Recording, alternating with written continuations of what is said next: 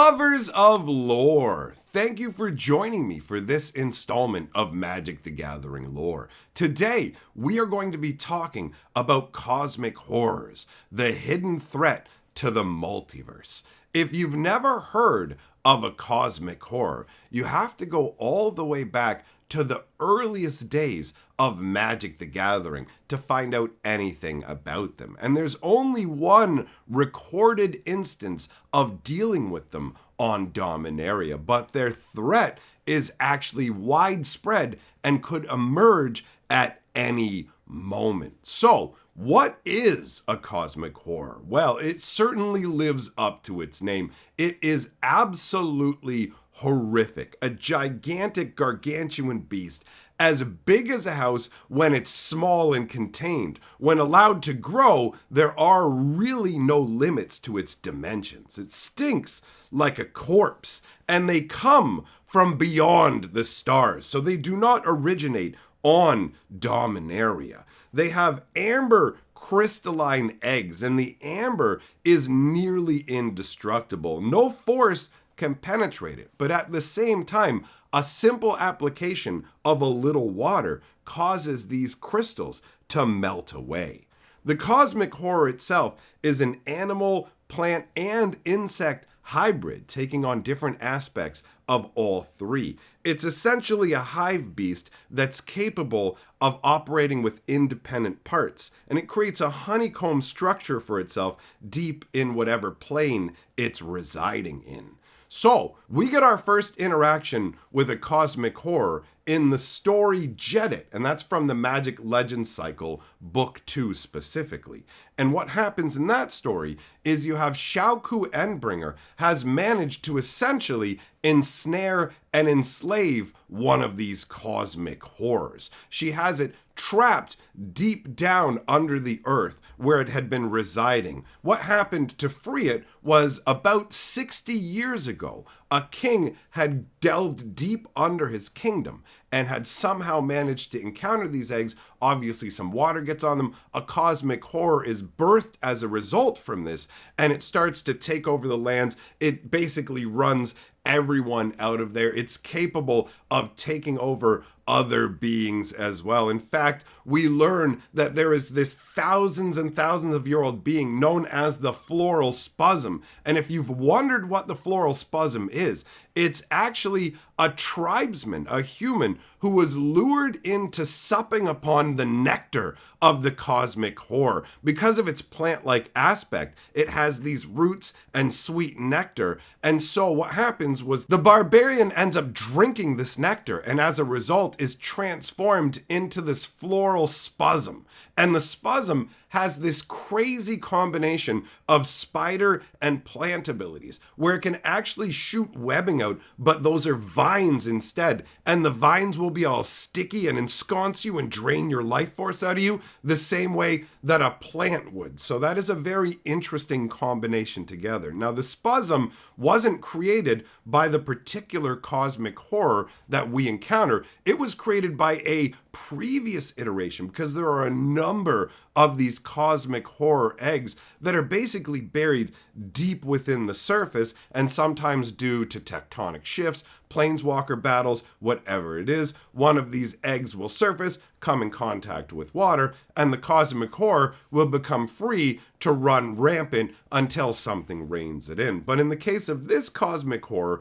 it had the unfortunate circumstance of running into Xiaoku Endbringer, who once she located it, basically transported a bunch of kobolds into this underground cavern where she had it trapped and built a bonfire around it. So she's got it magically anchored into the ground where it can't move. She's got bonfires set up around it entirely so it can't grow further roots and go any farther. She has kobolds that she brings in different rotations that are tasked with being its guardian, right? They call it the crying horror, and they talk about how it cries all the time, but inside your head, and it's big and ugly and chopped up, and it fell from the sky. I love how the kobolds describe it. So, the reason it looks like this is not only does Xiaoku have it hemmed in with fire so it can't grow outwards like that, she also routinely goes and hacks the stalks off of this. So as it's growing little buds, she comes up like a gardener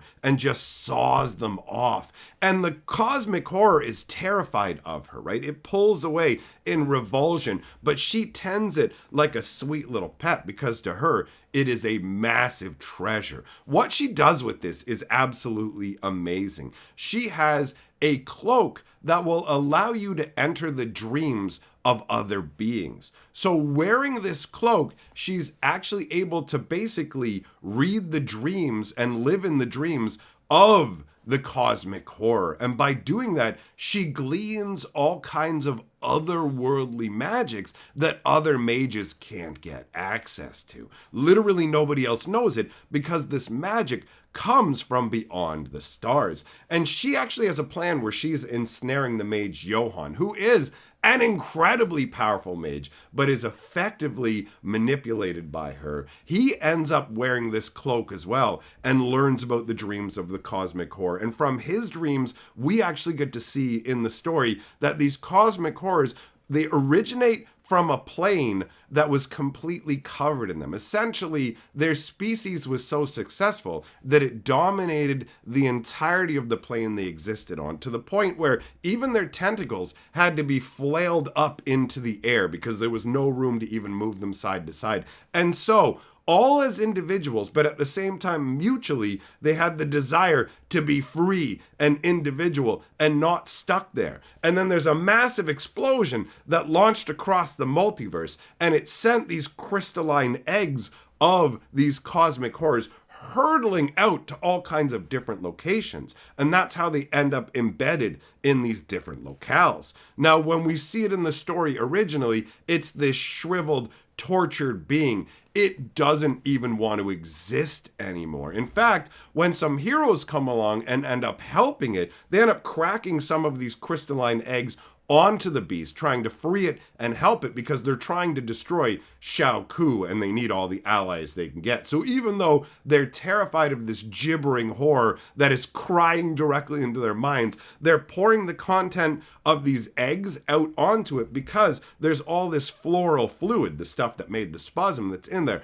that's massively nutritious. So as it hits the cosmic horror starts to bloom fully verdant, and it has like 6 feet worth of life growing up off of it, which is pretty a wild transformation compared to the way that we're shown it originally. And then things get crazier because this cosmic horror, it's rooted there. It knows it can never get away. So it summons its otherworldly magic, and out of the void, it pulls massive stone meteors and starts raining them down on Dominaria. We're talking stones that are smashing 50-foot chunks out of the earth, right? Until it manages to basically summon up one that's large enough that it smashes the entire castle, the hill, everything under it, and wipes the cosmic horror out of existence. Now, it's unknown whether the horror's eggs can actually withstand a blast like that, whether any of them survived. But the fact is,